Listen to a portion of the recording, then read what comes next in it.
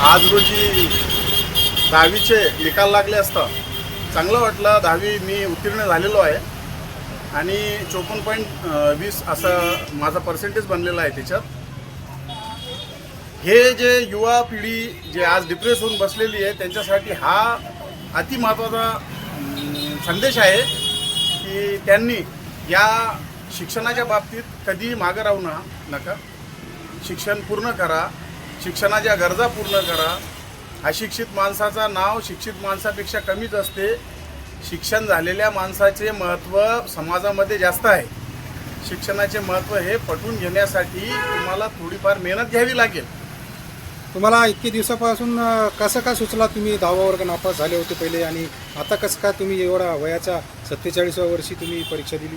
आता वास्तविक पाहता हे जी गोष्ट आहे ही बरोबर विचारली तुम्ही की आतापर्यंत का लक्षात आले नाही. काच ते कुटुंबाच्या ज्या जबाबदाऱ्या असतात ना ह्या शिक्षणापेक्षा जास्त मोठ्या असतात. परंतु एकेकाळी असं वाटते कधी कधी की आता आपल्याला कुटुंबाचं सगळं झालेलं आहे, आता आपण मोकळे झालो. त्याच्यानंतर हे लक्षात आलं की आता मुलं गेलं शिकून राहिले, मग आता आपण शिक्षणाच्या गरजा पूर्ण करू.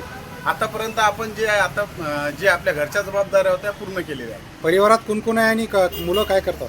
मी आहे, माझे 3 मुलं आहेत, एक छोट्या भावाचा मुलगा पण आहे सोबत. माझा मोठा मुलगा नीटची तयारी करून राहिला, एक इंजिनिअरिंग करून राहिला पुण्यामध्ये, आणि एक जे मुलगा आहे तो डॉक्टरी करून राहिला कर्नाटकमध्ये. छोटा मुलगा आता यावर्षी 10वीला गेलेला आहे. आणि घरात जवळपास सगळेच जण शिक्षण घेऊन राहिले. मुलं जे आहेत आताची जी पिढी जनरेशनची. तुमच्या सदर परीक्षा दिली या संदर्भात तुमच्या परिवाराचं काय म्हणणं आहे? परिवाराचे लोक खुश झाले होते. त्यांनी मला प्रोत्साहित केलं या गोष्टीसाठी.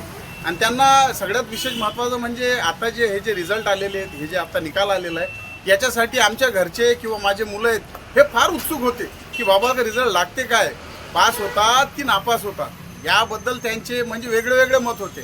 पण आता ते एकदम स्पष्ट झालेलं आहे की मी 10वी पास झालेलो. आणि त्यांनी सगळ्यांनी मला फार असं चालून समजून चला की त्यांनी मला फार भरभक्कम सहारा दिलेला आहे. पुढचं काय शिक्षणाचा तुमचा उद्देश? मी ग्रॅज्युएशन करणार आहे.